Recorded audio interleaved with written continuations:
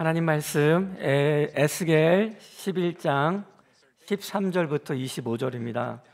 에스겔 11장 13절부터 25절입니다. 같이 읽겠습니다. 이에 내가 예언할 때에 분하의 아들 블라다가 죽기로 내가 엎드려 큰 소리로 부르짖어 이르되 오호라 주 여호와여 이스라엘의 남은 자들을 다 멸절하고자 하시나이까 하니라. 여호와의 말씀에 내게 임하여 이르시되 인자야 예루살렘 주민이 내 형제 곧 내 형제와 친척과 온 이스라엘 족속을 향하여 이르기를 너희는 여호와에게서 멀리 떠나라 이 땅은 우리에게 주어 기업이 되게 하신 것이라 하였나니 그런즉 너는 말하기를 주 여호와의 말씀에 내가 비록 그들을 멀리 이방인 가운데 쫓아내어 여러 나라에 흩었으나 그들이 도달한 나라에서 내가 잠깐 그들에게 성소가 되리라 하셨다 하고 너는 또 말하기를 주 여호와의 말씀에 내가 너희를 만민 가운데 모으며 너희를 흩은 여러 나라에서 모아내고 이스라엘 땅을 너희에게 주리라 하셨다 하라. 그들이 그리로 가서 그 가운데 모든 미운 물건과 가증한 것을 제거하고 버릴지라. 내가 그들에게 한 마음을 주고 그 속에 새 영을 주고 그 몸에 돌 같은 마음을 제거하고 살처럼 부드러운 마음을 주어 내 율례를 따르며 내 규례를 지켜 행하게 하리니 그들은 내 백성이 되고 나는 그들의 백성이 되리라. 그러나 미운 것과 가증한 것을 마음으로 따르는 자는 내가 그 행위대로 그 머리에 갚으리라. 주 여호와의 말이니라. 아멘. 하나님은 우상 숭배를 싫어하십니다. 에스겔 4장 13절에도 사람들이 자기의 우상을 마음에 들이며 라고 얘기하고 있습니다. 요즘은 우상 숭배에 전보거나 무당을 만나는 일들이 TV를 통해 영화를 통해 많이 소개가 되고 있기 때문에 우상 숭배라기보다는 일종의 하나의 문화요 재미로 자리 잡은 것처럼 보여져서 우상 숭배에 대한 담이 좀 낮아진 것 같아 보이기도 합니다. 하나님께서는 반드시 보이는 것에 보이는 형상에 절대 절하지 말라고 말씀하여 주셨고 무당에게 점을 보지 말라고 하셨습니다. 그런데 요즘은 보이지 않는 우상이 또 우리 주변에 있고 그 우상들은 때로는 내가 성공하고 싶어하는 성공, 또 사랑, 로맨스, 가족, 가정 굉장히 좋은 것들이 궁극적인 것으로 만들어져서 하나님을 아는 것보다 더 우선시 되는 것들을 볼 수 있습니다. 이러한 우리의 탐욕은 개걸스럽게 추구하지는 않지만 고상하게 포장되어서 우리가 우상을 만들어서 섬기고 있는 것 같습니다. 일을 하면서도 일을 완벽하게 해 나가려고 하거나 다른 사람을 지배하려고 하거나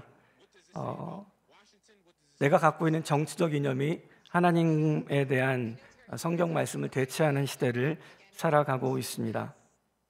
오늘 본문에도 우상 숭배를 함으로 하나님 앞에서 그들을 떠나셨다는 본문의 실천적 하나님의 실행이 나오고 있는데 에스겔 8장 6절에 하나님이 그들이 가증한 일을 크게 행하여 나로 내 성소를 멀리 떠나게 하였느니라 라고 하나님 분명히 성전을 떠나시며 당신의 영광스러운 임재를 성전에서 성전의 문지방으로 옮기시고 문지방에서 사랑하는 이스라엘 백성들을 떠나지 못해 그들을 바라보시며 그 임재 가운데 그들을 안타깝게 바라보시다가 천사들의 그룹이 나타나고 그 그룹의 임재를 실으시고 그 임재가 오늘 본문 마지막 부분에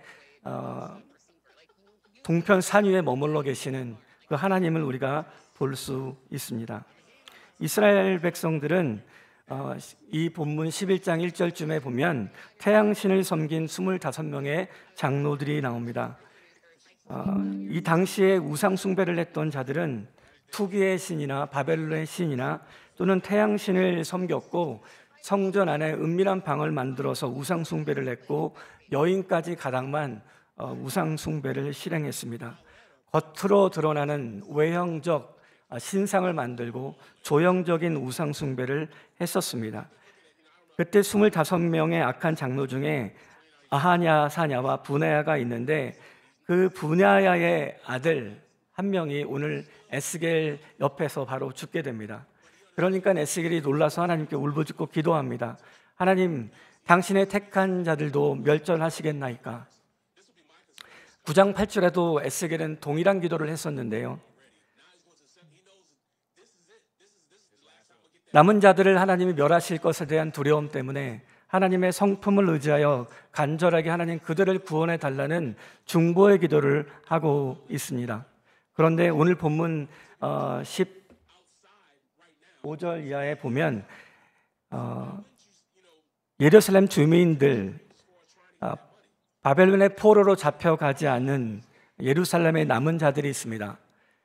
하나님이 택한 백성도 바벨론의 포로로 잡혀가고 또 그러나 포로로 잡혀가지 않은 자들 중에 하나님을 섬기지 않은 우상 숭배자들이 남아 있었습니다. 근데 그들이 하는 말이 포로로 잡혀가는 자들을 향하여 너희들은 주님에게서 멀리 떠나 있다. 이제 이 땅은 우리의 소유가 되었다라고 얘기합니다. 남의 고통을 나의 경제적 이익으로 삼으려고 하고 내 죄와 남은 죄를 돌아보던 에스겔과는 달리 그들을 힐난하고 비난하며 이제 포로로 잡혀간 자들은 하나님의 진동 아래 있고 남은 자들이 진정한 하나님의 남은 자라고 주장하는 그들의 주장에 대해서 하나님께서는 예루살렘의 남은 자들, 예루살렘에서 남아서 자칭 나는 남은 자라고 주장하는 그들의 삶에 대하여 하나님이 내가 국경에서 그들을 심판할 것이고 예루살렘이 너희를 보호하는 보호막, 가마가 되지 않을 것이다. 가마 안에 떡을 보호하듯 나는 떡이고 가마가 예루살렘이라고 주장하는 그들에 대하여 하나님께서는 예루살렘은 더 이상 너희에게 가마가 되지 않을 것이다 라고 하나님이 경고하셨습니다. 한 가지 적용해 봐야 하는 것은 나 개인의 구원에 만족하고 타인의 구원에 대해서 무관심하며 그들의 고통과 고난에 대해서 냉랭한 생각을 하고 있지는 않은가 우리 자신을 돌아봐야 할 것입니다. 북이스라엘은 타락해서 멸망한 것이고 남유다도 그렇게 선택받지 않은 자들은 멸망하는 것이야, 이 땅에서 형통한 것이 진짜야 라고 믿고 있는 신앙의 스타일을 가진 자들에게 하나님이 이렇게 경고하고 계십니다. 그리고 다른 사람의 구원에 무관심한 자들에 대해서 냉랭한 영적인 태도를 갖는 것을 보여주고 계십니다. 에스겔의 중보기도가 내 안에 있는가? 하나님, 남은 자들을 멸절하시겠습니까?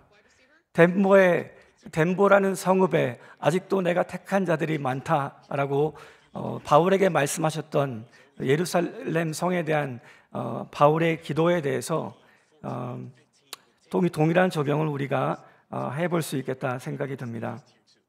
하나님께서는 잠깐 내가 그들에게 성소가 되리라 말씀하셨습니다.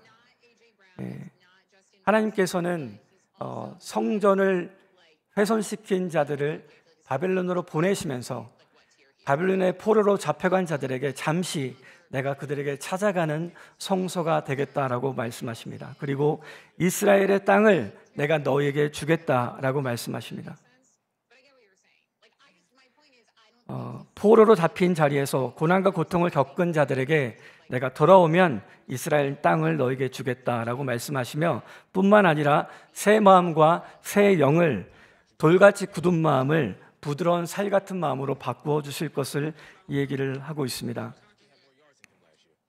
하나님이 잠시 성소가 되시겠다고 하시는 말씀은 예루살렘을 이제 떠나서 바벨론으로 잡혀가는 자들에게 고통과 고난을 겪는 그들에게 하나님이 이제 너희가 영적 우상지가 되어 있는 예루살렘을 탈출하게 될 것이다 라고 말씀하는 것입니다. 너희가 엑소더스 하게 될 것이고 이제 광야 같은 곳에서 하나님을 찾아가는 하나님의 임재를 너희가 맛볼 것이다 라고 말씀하고 있습니다. 흩어진 모든 나라의 주님의 참된 백성들에게 죄로 물든 음녀 예루살렘을 떠나는 것이 자기의 고향을 그냥 떠나는 것이 아니라 하나님의 영적인 탈출을 시켜주시고 이제 그곳에서 내가 너희를 새롭게 하여 새 마음을 갖게 하고 너희가 그렇게 좋아했던 우상 숭배를 너희가 좋아했던 죄들을 이제는 미운 물건과 가증한 것으로 바라보게 해주겠다라고 하나님이 약속하고 있습니다. 그리고 하나님께서 말씀하시기를 그들은 내 백성이 되며 나는 그들의 하나님이 되리라 라고 말하고 있습니다. 그들은 내 백성이 되며 나는 그들의 하나님이 되리라. 하나님이 출애굽기에서 이스라엘 백성들을 400년 종살이에서 구원했던 이유 중에 하나는 내가 그들과 함께 드웰링, 함께 동거하며 살기 위해서라고 말씀하셨습니다.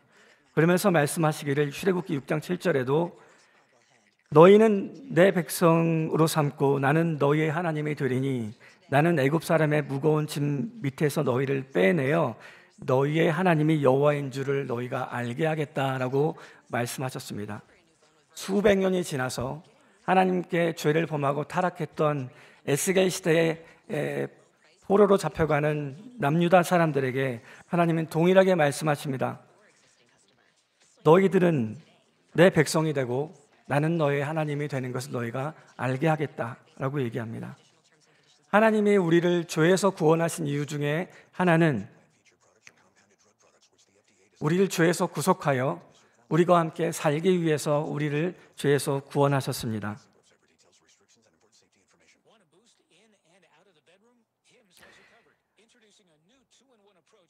여러분, 요한복음 1장 14절에 말씀이 육신이 되어 우리 가운데 거하시매라는 말씀이 있죠. 거하시매라는 단어가 영어로는 터버너클드도 되어 있지만 지성소를 삼다라는 뜻입니다. 예수께서 이 땅에 내려오시고 우리를 지성소로 삼으시고 그리고 우리와 함께 거하며 너는 내 백성이 되고 나는 너의 하나님이 되겠다라고 말씀하고 있습니다. 이 말씀을 믿으십니까? 요한계시록 말씀에도 요한계시록에도 하나님이 동일한 말씀을 하고 있습니다. 하나님의 장막이 사람과 함께 있음에 하나님은 그들과 함께 계시리니 그들은 하나님의 백성이 되고 하나님은 친히 그들과 함께 하겠다. 성전 중심의 신앙생활이 끝나고 예수께서 성전으로 임하시고 3일 만에 그 성전을 무너뜨리고 성전 시대의 종교생활을 끝내시고 당신 스스로가 성전이 되셨고 성전이신 하나님 예수 그리스도께서 승천하시고 성령 하나님이 임재하시면서 우리 각 사람 마음속에 성전으로 만들어주시며 너희 속에 하나님의 성령이 거하는 줄 알지 못하느냐? 너희가 하나님의 성전이라고 말씀하셨습니다. 너희라고 하는 단어가 복수라고 말씀을 드렸는데 이 복수는 우리 교회를 얘기합니다. 하나님과 관계를 맺어 살아가는 성도의 관계 안에 성령께서 내주하시고 그 성령께서 내주하심으로 앞으로 장차 우리가 맛보게 될 새하늘과 새 땅에서의 하나님이 너는 내 백성이 되고 나는 내 하나님이 되리라고 하는 것에 그 그림자를 맛보게 하기 위해서 하나님 우리에게 그 성전을 허락해 주셨습니다. 그러므로 하나님이 우리가 이 땅에서 당하는 고난과 고통을 겪을 때 우리가 우상 숭배를 함으로 하나님이 때로 우리에게 고난과 고통을 허락하시고 말할 수 없는 탄식으로 하나님 앞에 울부짖고 회복되기를 기도할 때 하나님 앞에 우리가 연단받는 그 과정 중에 우리에게 찾아오는 불시험을 손님처럼 여기지 말라고 베드로가 얘기하고 있습니다. 11장 23절에 성쪽 동쪽 산에 하나님의 임재가 머물러 있다라고 얘기합니다. 하나님의 임재는 이제 성읍을 넘어서 감난산으로 성읍의 동쪽 산이 감난산입니다. 감난산에 머물러 계셔서 이스라엘의 범죄함으로 포로로 잡혀가는 장면을 보고 하나님께서는 슬퍼하시며 그것을 바라보고 계십니다. 하지만 오늘 본문을 통해 볼 때 하나님께서는 이스라엘 백성을 반드시 돌아오게 할 것이고 그리고 그들에게 남아있는 이스라엘 땅을 다시로 선물로 줄 것이고 돌아와서는 새하늘과 새 땅에 합당한 새 마음을 주어서 굳은 마음을 제하고 우상 숭배를 제거할 마음을 줄 것이다라고 말씀하십니다. 감난산으로 돌아올 것을 예고하시며 희망을 선언하시는 것을 볼 수 있습니다. 지금 바벨론으로 포로로 잡혀가는 이들은 솔로몬 성전의 영광을 받던 자들입니다. 그리고 솔로몬 성전에 하나님의 놀라운 임재가 있던 것을 바라봤던 사람들입니다. 그리고 이 예언대로 70년 만에 고레스방을 통해 이들이 예루살렘으로 돌아왔을 때 그 소수고 돌아와서 제2의 성전을 건립했지만 그 스룹바벨 성전이라는 것은 예루살렘 성전에서 봤던 그 영광스러운 임재가 보이지 않았습니다. 형편없고 작고 너무나 작은 성전이어서 솔로몬 성전의 영광을 봤던 노인들이 스룹바벨 성전을 보고 슬피 울었다라고 학계 본문에 써 있습니다. 하나님께서 말씀하시는 이 돌아와서 너희가 보게 될 참된 성전은 무엇인가? 그것이 예고하는 것은 그리스도 예수의 성전 되심이었습니다. 솔로몬 성전은 바벨론에 의해서 철저하게 무너졌고 예수님 시대에 만들어 놓았던 헤롯 성전은 로마 장군 티토에 의해서 철저하게 무너져서 그 성전도 사라지게 되었습니다. 감난산에서 예수님께서 이렇게 마태복음 24장에 제자들에게 얘기하셨습니다. 내가 헤롯 성전을 돌 하나도 남기지 않고 무너뜨리리라 말씀하시며 예수께서 감난산에 앉으셨을 때에 제자들에게 이르시되 당신이 오사 제자들이 물었습니다. 이 모든 일을 행하실 때가 언제이며 당신 오실 때 세상과 끝은 어떠하리까? 라고 묻습니다. 이 하나님이 말씀하시는 하나님의 임재는 성령 하나님을 통해 두세 사람이 내 이름으로 모인 곳에는 나도 그들 중에 있느니라. 같이 한번 따라하겠습니다. 두세 사람이 내 이름으로 모인 곳에는 나도 그들 중에 있느니라. 성전은 건물이라 지칭하지 않고 신약 시대에는 하나님께서 택한 자들 그리고 주께 받아들여진 자들 사이에 하나님의 임재와 하나님의 교회가 세워진다고 말씀하고 있습니다. 하나님께서 우리에게 주신 새로운 하나님과의 관계 그리고 우상 숭배를 제거하고 예수 그리스도를 구주로 영접하는 놀라운 은혜를 우리에게 허락하여 주셨습니다. 이 놀라운 사랑과 은혜가 우리에게 충만하게 임하는 하루가 되기를 간절히 소망합니다. 같이 기도하겠습니다.